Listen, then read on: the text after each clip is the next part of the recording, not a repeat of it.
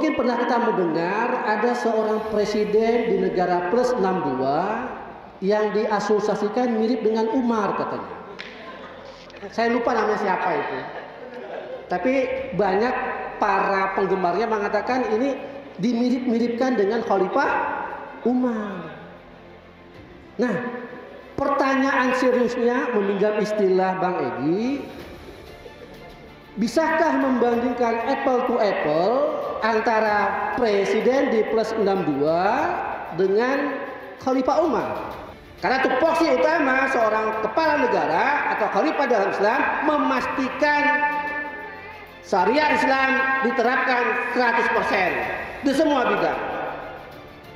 Ya, itulah fungsi apa? Riayah, mengurusi kaum muslimin gitu. Ya.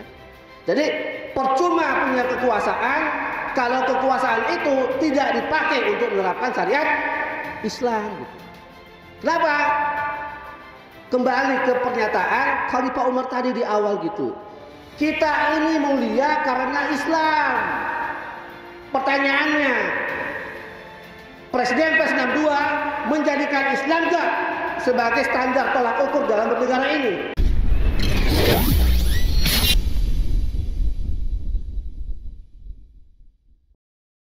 Bismillahirrahmanirrahim. Assalamualaikum warahmatullahi wabarakatuh. Alhamdulillah, alhamdulillahirrahmanirrahim. Wassalatu wassalamu ala asrafil anbiya wal mursalin wa ala alihi wa sahbihi ajma'in. Amma ba'd. Di awal ini saya mengutip perkataan Khalifah Umar. Beliau mengatakan seperti ini. Oh, kalau kita meninggalkan Islam. Nah, kalau tadi Bang Egy mengatakan pertanyaan seriusnya, nah, kalau saya tidak, pertanyaan kritisnya. Ya. Dulu mungkin pernah kita mendengar ada seorang presiden di negara plus 62 yang diasosiasikan mirip dengan Umar katanya. Saya lupa namanya siapa itu. Tapi banyak para penggemarnya mengatakan ini dimirip-miripkan dengan Khalifah Umar. Nah, pertanyaan seriusnya meminjam istilah Bang Egy, bisakah membandingkan apple to apple antara presiden di plus 62 dengan Khalifah Umar? Ini pertanyaan berat. Berarti mesti ada standarnya. Ya. Nah, saya juga mengutip ya pernyataan presiden plus 62 tadi. Dia mengatakan apa? Tadi kan temanya cawe-cawe gitu. Dia mengatakan seperti ini, demi bangsa dan negara, saya akan cawe-cawe, tentu saja dalam arti yang positif. Pertanyaan kritisnya, ini benar atau salah pernyataannya? Nah, tadi sudah dijawab ya. Nah, kalau kita katakan seperti itu, ditinjau dari sudut perspektif Islam, kita harus fair gitu. Nah, saya akan mengkaji pernyataan ini dari sudut pandang Islam benar atau salah. Ya. Nah, kalau kita mengkaji pernyataan ini, berarti kita harus punya parameter. Nah, parameternya ada 3 yang kita sebut dengan M2Q. M yang pertama adalah mafahim, persepsi atau pemahaman dia gitu. Nah, pertanyaannya, pemahaman presiden plus 62 tadi apakah bisa disamakan dengan mafahim Islam? Bisa? Berat. Bukan tidak bisa, berat. Kenapa? Dia masih mengaku sebagai agamanya Islam gitu. Saya bilang berat. Nah, yang kedua, yang kedua, maqais, standar tolak ukur gitu. Nah, presiden plus 62 tadi apakah membuat standar Islam dalam setiap kebijakannya? Nah, jauh, bukan tidak ya, jauh, sepakat. Tadi berat, yang kedua jauh, nggak pakai banget gitu. Nah, parameter ketiga adalah qanaat, keyakinan. Pertanyaan seriusnya, meminjam lagi istilah Bang Edi, apakah keyakinan yang dia akui Islam sebagai agamanya itu diterapkan dalam bernegara ini? Nah, jawabannya apa? Tidak. Tidak. Tadi 3 ya. Mafahimnya berat, maqaisnya jauh, qanaatnya tidak. Lantas dia mengaku setara dengan Khalifah Umar. Izinkan saya ketawa dulu. Iya, ketawa gitu. Ketawa jahat. Ya. Ketawa yang sama seperti pernyataan yang disampaikan itu, ya, seperti langit dengan bumi gitu, ya.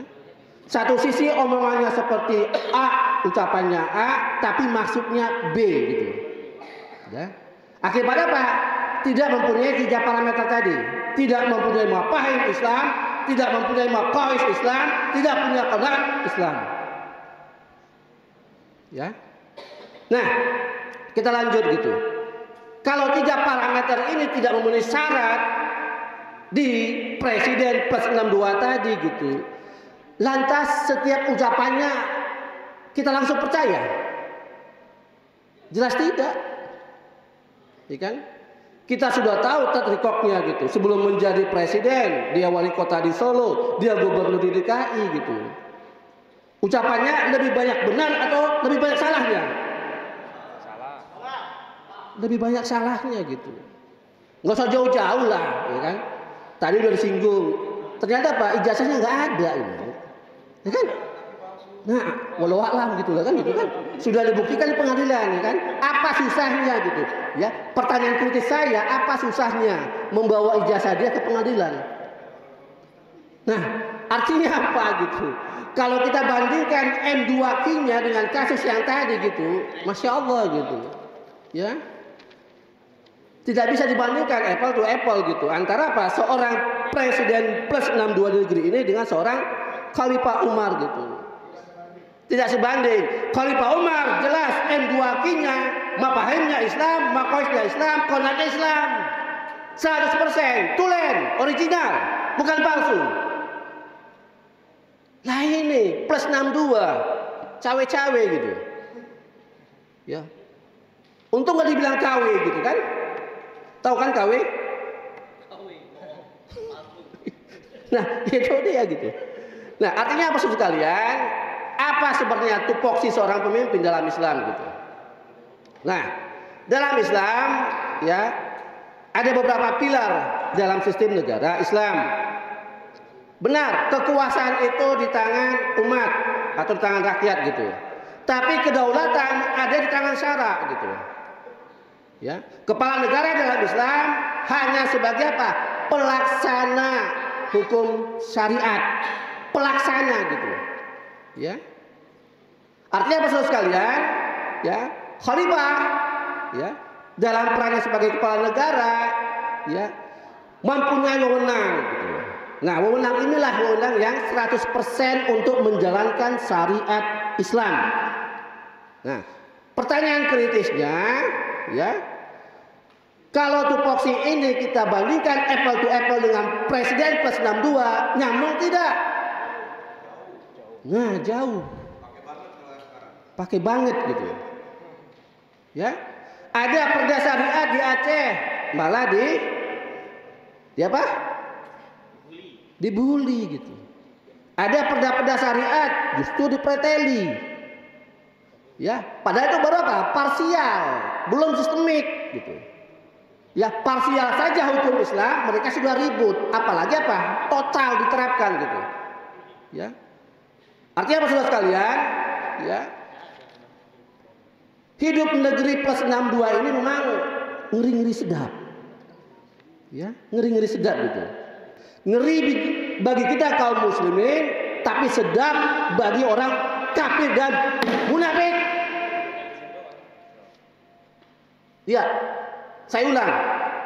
Ngeri bagi kaum muslimin, sedap bagi munafik dan kafir.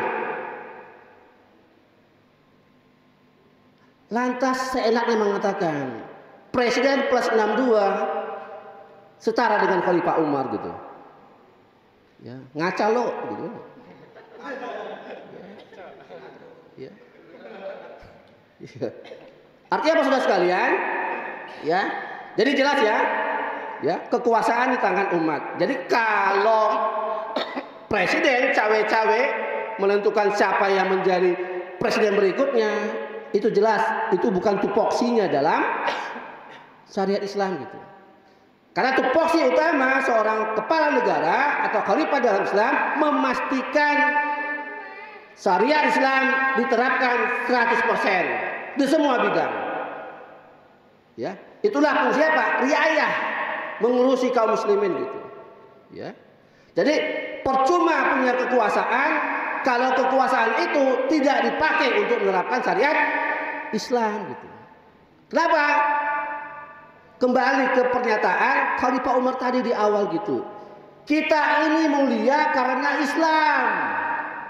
Pertanyaannya, Presiden plus 62 menjadikan Islam enggak sebagai standar tolak ukur dalam bernegara ini? Tidak. Gimana dikatakan mau mulia kan gitu? Setuju? Ya. Jadi apa? Nalar publik kita ini, nalar kaum muslimin ini seolah-olah apa? Ya, ya gini ya, dibentur-benturkan dengan sesuatu yang sebenarnya apa? Tidak pas untuk dibenturkan gitu. Ya. Nah, kita lihat beberapa contoh riayah yang dilakukan oleh pemimpin-pemimpin dalam daulah Islam gitu. Yang paling sederhana aja dulu di masa Rasulullah SAW gitu. Ya. Ya. Dalam masa Rasulullah SAW, ya, ada seorang dokter yang dihadiahkan oleh penguasa Mesir, ya. Hadiah itu sebenarnya khusus untuk Rasulullah gitu. Ya, sebagai hadiah gitu. Begitu datang ke Madinah, ya, Rasulullah langsung menugaskan dokter ini untuk mengurusi kesehatan kaum muslimin di Madinah gitu. Nah, pertanyaan kritisnya gitu, ya. Kalau seperti itu yang kebijakan Rasulullah lakukan, berarti apa? Bidang kesehatan, mengurusi kesehatan itu gratis atau bayar? Ya, gratis atau bayar?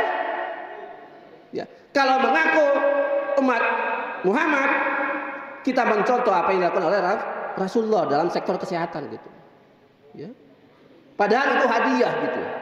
Ya, tapi hadiah itu dihibahkan kepada kaum muslimin kembali gitu. Ya. Nah, artinya apa saudara sekalian? Itu di bidang kesehatan gitu. Ya. Di bidang pendidikan kita ambil contoh bagaimana riayah Khalifah Umar. Ada yang berprofesi guru di sini? Oh, banyak. Banyak ya? Ada? Berapa gajinya sekarang? Guru. Pokoknya guru lah standar. Berapa? UMR. UMR. Syukur-syukur UMR ya. Jauh di bawah UMR gitu. Mau tahu berapa gaji seorang guru di zaman Khalifah Umar? 15 dinar. 1 dinar 4,25 gram emas. Kalikan 15. Berapa gram itu? 1 gram berapa sekarang? 1 juta kan? Nah, 60 lebih kali 1 juta. 60 juta. Gaji siapa guru 60 juta? Zaman Umar ya? Zaman Umar. Ya. Mungkin Bang Eki dosen juga kan? Dosen. Nah, berapa gajinya? Per SKS. Per SKS. Bukan gaji ya, per SKS deh.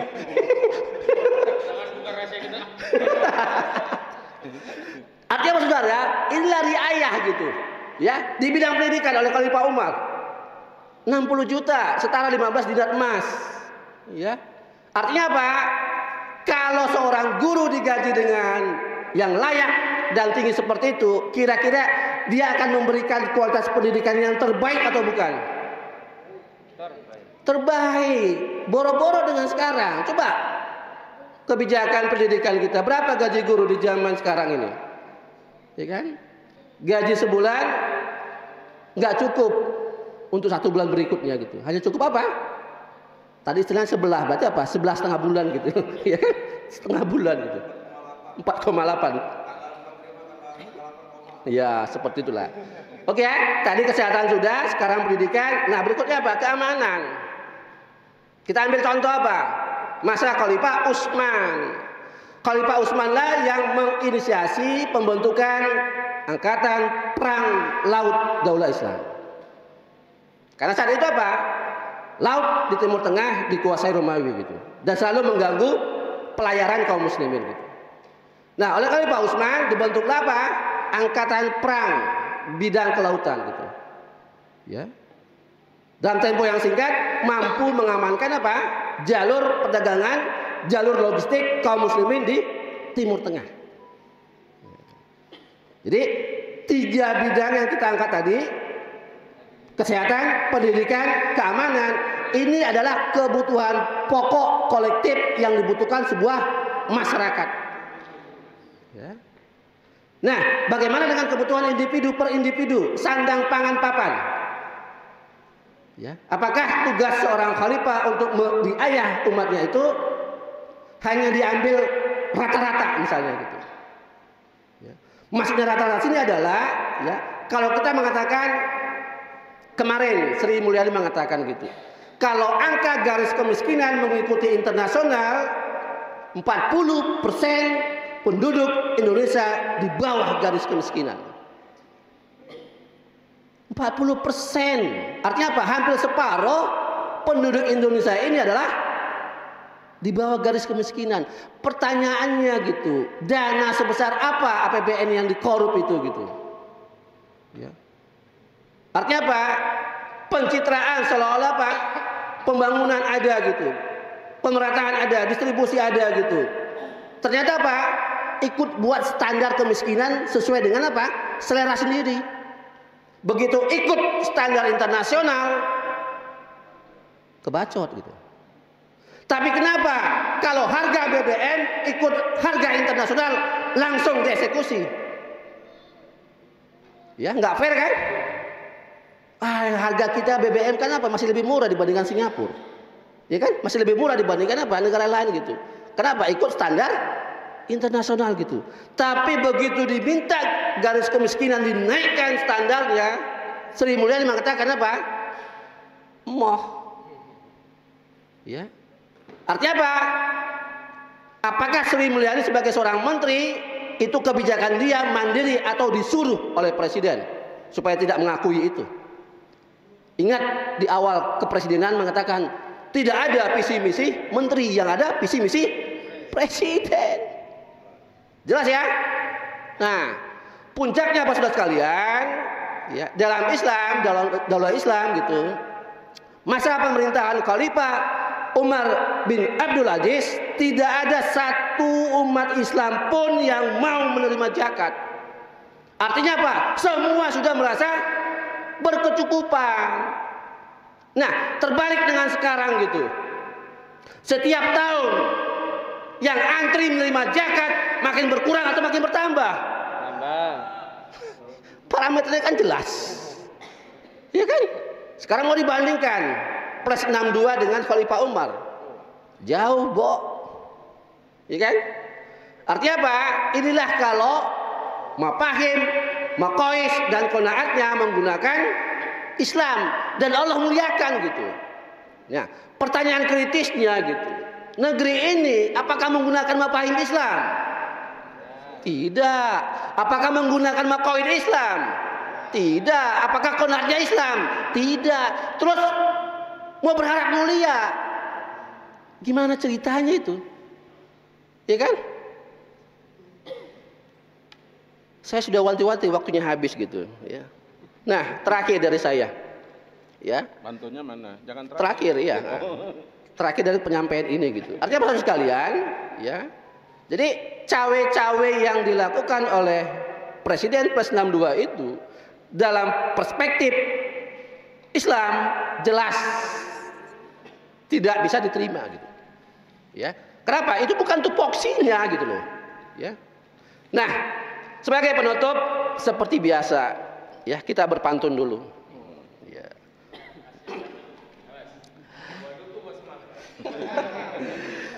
Menulis surat di dalam gelap.